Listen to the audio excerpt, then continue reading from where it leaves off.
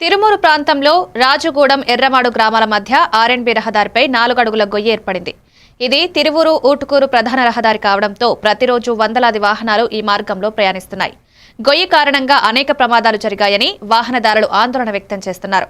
వారు సంబంధిత శాఖ అధికారులు వెంటనే మరమ్మతులు చేపట్టాలని, అమాయక ప్రజలు ప్రమాదాలకు గురికాకుండా జాగ్రత్తలు తీసుకోవాలని కోరుతున్నారు. ప్రయాణికులు కూడా సురక్షితంగా వాహనాన్ని నడపాలని హెచ్చరిస్తున్నారు.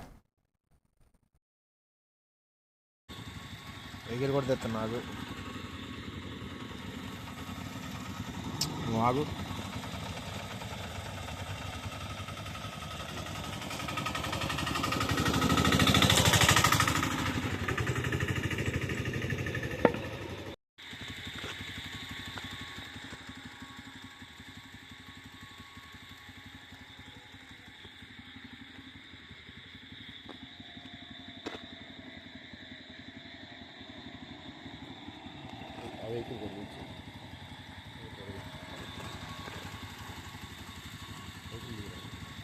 ఎగిరి కూడా తెస్తున్నా